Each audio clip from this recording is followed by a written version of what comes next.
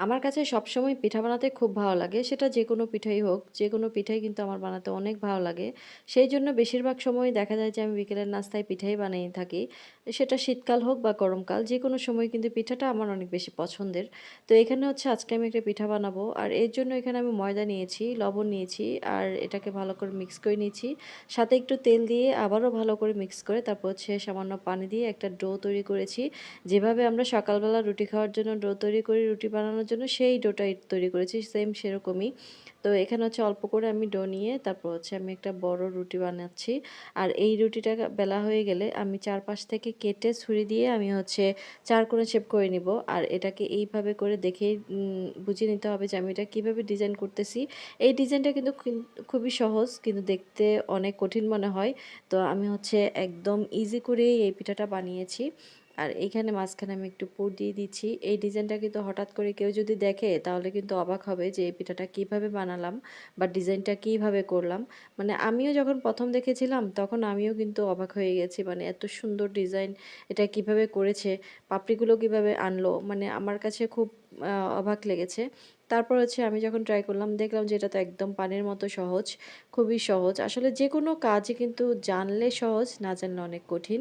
তো এটা হচ্ছে তার একটা উদাহরণস্বরূপ। তো দেখুন আমার পিঠাগুলো কিন্তু হয়ে যাচ্ছে। আর দেখতে যে কতটা সুন্দর লাগতেছে দেখেই বুঝতে পারতেছেন যে অনেক, অনেক সুন্দর লাগতেছিল এই পিঠাগুলো।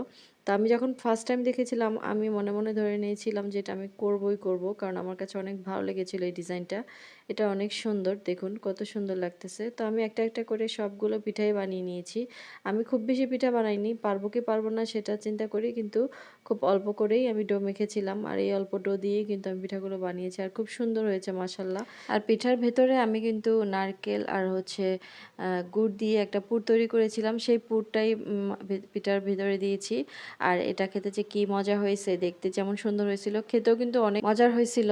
তো আমার হচ্ছে পিঠা সবগুলোই হয়ে গেছে। আমি একটা, একটা করে সবগুলো পিঠাই আমি রেডি করে ফেলছি। এখানে দেখুন পিঠাগুলো যে দেখতে কি সুন্দর লাগতেছিল। আমি যতবারই মানে পিঠাগুলো দেখতেছিলাম আমার কাছে অনেক ভালো লাগতেছিল। তো আমি হচ্ছে এখন এগুলো ভাপিয়ে নেব। আপনারা চাইলে তেলেও ভেজে নিতে পারেন। তবে আমার কাছে ভাপা পিঠাটাই বেশি ভালো লাগে। মানে যেকোনো পিঠাই কিন্তু ভাপ দিয়ে বানালে আমার সেটা অনেক বেশি ভালো লাগে তেলের চাইতে। তো এর জন্য হচ্ছে আজকে আমি ভাপিয়েই তৈরি করেছি। তো এখন হচ্ছে আমি ভাপিয়ে নেব এগুলো। গরম পানির উপর আমি চালনিটা বসিয়ে দিয়েছি। আর খুব বেশি সময় লাগে নাই, ৫ মিনিটের মধ্যেই কিন্তু রেডি হয়ে গেছে। আর একসাথে কিন্তু অনেকগুলো পিঠাই হইছে। এই একসাথে পিঠা হওয়ার যে একটা পদ্ধতি, মানে একসাথে অনেকগুলো পিঠা একসাথে হলে আমার কাছে অনেক ভালো লাগে। খুব দ্রুতই পিঠাগুলো বানানো যায় আর খাওয়াও যায় একসাথে সবাই মিলে।